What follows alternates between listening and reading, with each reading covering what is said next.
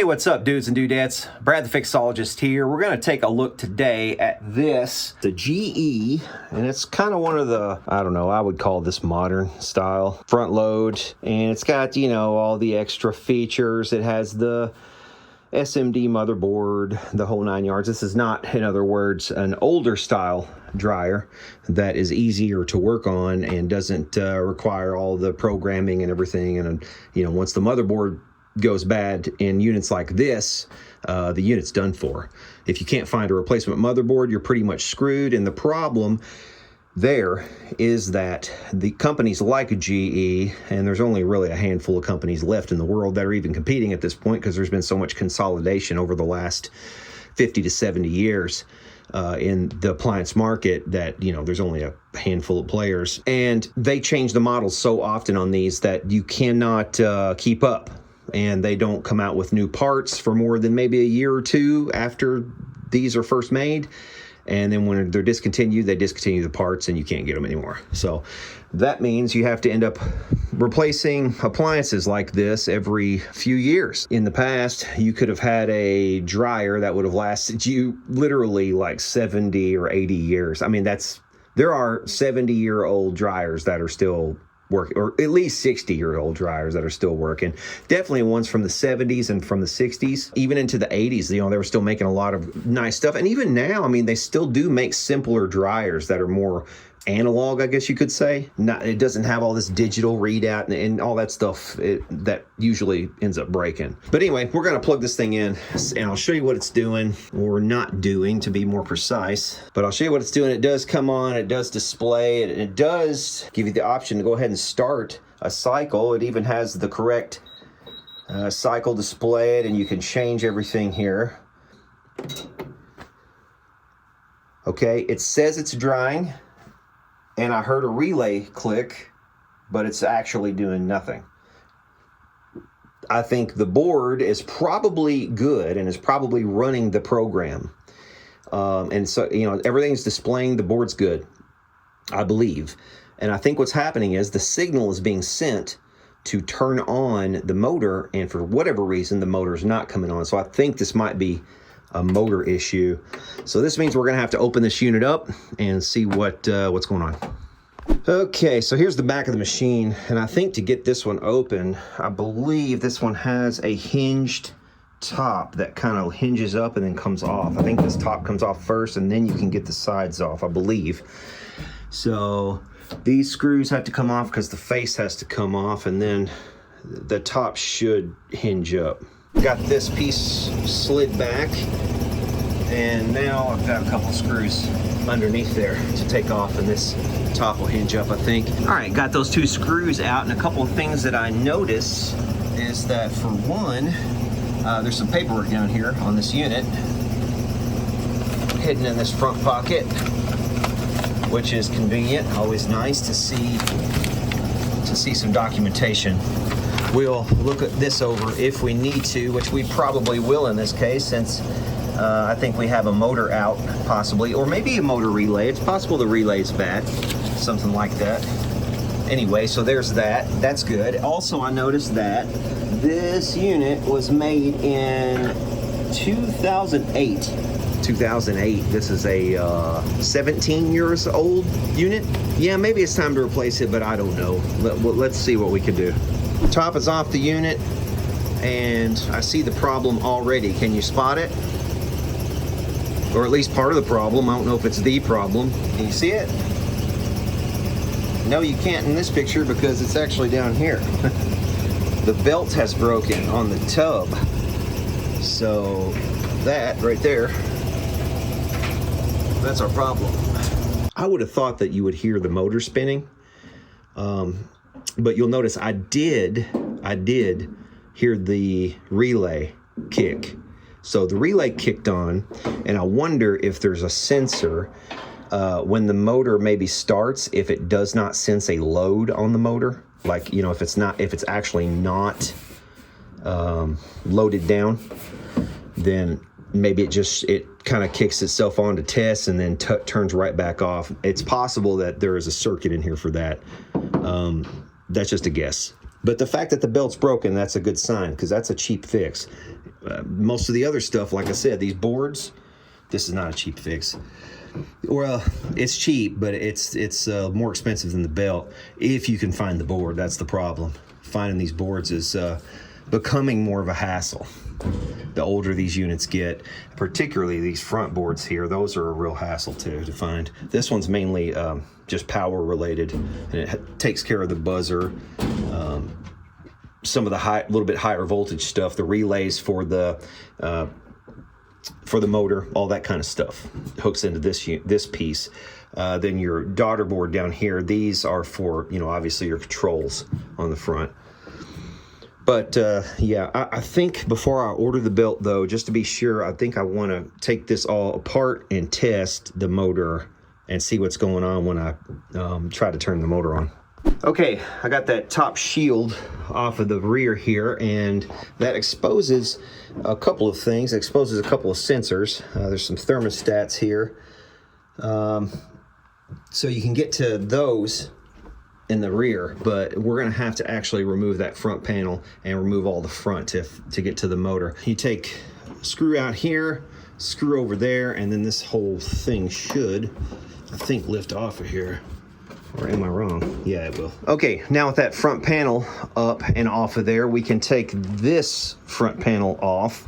And it looks like we got a couple of screws, one here and one there for that. Okay, those screws are out, but before we remove this thing, we're gonna have to do something about these wires, and they are disconnected with a couple of Molex connectors right there, so you have to disconnect those. So, okay, there's one, and you can't mix them up, so don't worry about it. Here's the other one. They just have a little clip on them. Just pull that little clip up and then they come right off. With those disconnected, the front does come down and you should be able to just lift this thing up and off of here, but they've got a couple of screws on the bottom as well. The problem with these screws on the bottom is that they're Roberts. So I think they do that on purpose to try to dissuade housewives, you know? Or anyone else who doesn't have a Roberts handy from continuing further, and we're not that easily deterred. Oh yeah, correction, I should be saying Robertson. I always call them Roberts head screws, but I know they're Robertson. Okay, so that took a Robertson size 2 to get this front door off, and we're inside the unit now. Yeah, we see a squirrel cage right here that generates air. Reason that's there is because that's where all the lint is caught. The lint catcher is up on the front door. This is a good time to clean out clean all this out, and also to clean out this squirrel cage. We're gonna clean all that out. Also, this would be a good time if you needed to replace the bulb in your unit. Be a good time to replace this bulb. This one's definitely burned. You can see it's burnt, so I'll go ahead and replace that while we're in here. Put one of those on order. Yeah, we'll get to cleaning this out. I think I want to lift this tub out now so we can see the innards. Okay, so I've pulled the tub out. It's not hard to do. I did have to spread open the cabinet just a hair. They kind of had a little bit of trouble getting past the lips on both sides, but as my wife says, you know, if you just spread it out a little bit, you know, you can fit it through and just kind of force it, you know. This is interesting too because it has the heating element back here in a semicircular shape. So this is your heating element, and the heat makes its way into the tub via these breathing holes here. So the air circulates through this. I'm going to take the opportunity to vacuum out all of this. As you can see, there's a bit of lint and stuff in here. It's not too bad. I've seen a lot worse. Also, we want to clean off this little spindle here and lubricate this before we go. So we'll come in here and clean all this off. You can see it's got some grease on it, and the grease still is actually not that bad. And this spindle is free and it's moving okay. The belt, it needs to line up with the belt, obviously. And yes, the belt can actually keep the motor from turning on, and I'll show you how. If you look at this armature right here, if you follow it down to the bottom of the cabinet, there is a switch down there. It's gonna be real hard to see because of the lighting. I'm sorry about that. But down the bottom, there's a switch. And this pulley for the belt, when there's tension on this, because the belt will go around this and around this pulley, and it will actually pull forward. And when it does pull forward, it's actually moving this bar lever that's on, and you can hear it switch. You can actually hear it switching right there. Let's order the belt, and in the meantime, we will clean all this stuff. I will crack open the squirrel cage also and clean that. But we'll wait till the belt comes in before we do all that stuff. I'm sorry, this is gonna be really hard to show without shadows all over the page, but I'm going to document this for you. And if you need to see it, you can just pause at the relevant spot. I like to document this paperwork because there's been so many times I wish people had done this for me. And I was so glad so many other times when people did do this that here you go. You can just hit the pause button, take a screenshot, print it out if you need to, whatever. But there's that. And again, sorry for the shadow, but you'll have to deal with it. It's the best I can do. At least it should be in 4K for you. And then this side, this is the schematic portion. And this is the part that might be most useful for somebody, I would imagine. But again, you can just pause where you need to. You might be able to find this online, but I don't know for a fact that you can. Maybe. So there you go. Again, sorry for the shadows, but it's what we got to deal with.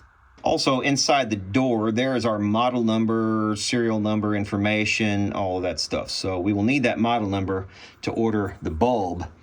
The part number for the belts is actually, I don't know if you caught it in the previous clip or not, but the part number for the belt is actually right there. In fact, there's the motor, drive belt, idler pulley, and the drum bearing sleeve part numbers. And those are probably the things that go bad the quickest. And there's the grease they want you to use for the idler bearings. So yeah. Also, here's all the programming modes that you can get into. And that's how to get into your different modes and settings on the control board. So that might be useful to somebody. All right, guys, so we're back with this GE dryer. Got the belt in. Actually, I ordered the belt on Amazon and ordered it through Prime, and it got here 7 a.m. the following day, which was pretty remarkable. Of course, we have an Amazon center pretty close to my house, so it's not too surprising. But anyway, they had the belt in stock, and there it is. It's on the drum, but it's not yet over the motor, and that's because I cut myself just now. I was doing this all off camera, and the hope was I would just have the belt on and I would kind of show you how I did it. But I cut myself and used super glue to close up the wound. There's a hot tip for you. Super glue was actually developed first for closing wounds. There you go. There's your hot tip for the day. Cut myself, and yeah, of course it has to be on one of the main fingers that I use to play any stringed instrument, so it's going to be a little bit before I can play instrument again. Yay! I swear, man, I can't catch a break. So I'm going to prop this thing up a little bit. I've got to get in there and put the belt around the pulley, which is that white circle right there, and then also around the shaft of the motor, which is down there as well. I've got to get it around both of those, and we'll be done installing this belt. We can get this thing back together and give it a test. Okay, so I finally got that belt on. So what you got to do, you've got to get the belt on like so. The flat side of the belt goes to the outside, the ribbed side of the belt goes down. Put the drum in, you put the belt around the drum. Then you've got to reach in, you've got to put one arm, this is what I had to do, I had to put one arm over here into this space, and my other arm had to go here into this space, and then I had to pull that idler wheel all the way down to its current position. You see where it is way over there to the right? Well, it was over here on the left-hand side. So if your belt's already broken, the lack of tension is going to cause that to spring over to this position over here.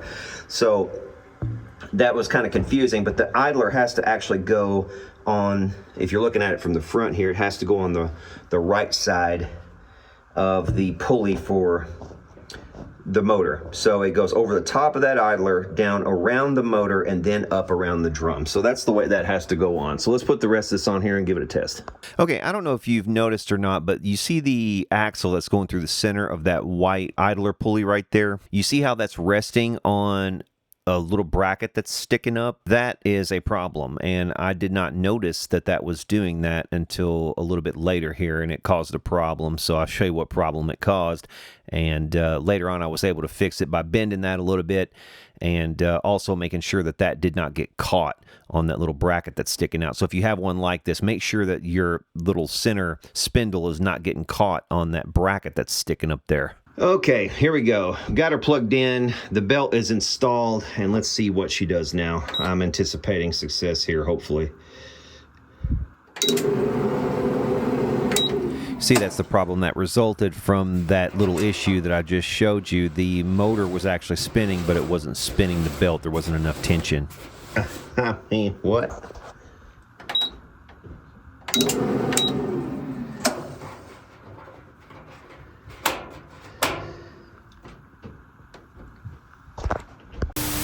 Alright guys, finally got this thing back together. I had to add some tension to the belt tensioner, so the way I did that was I bent it outward just a little bit and then put it back on, and it works just fine. I'll show you. So now it's spinning. Might be hard to see. Well, you can see it. It's spinning now. Everything's working. It's good to go.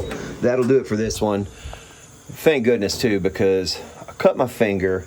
Took way longer than expected. Had to do way more than expected. I figured it'd be a lot easier than that, but it wasn't.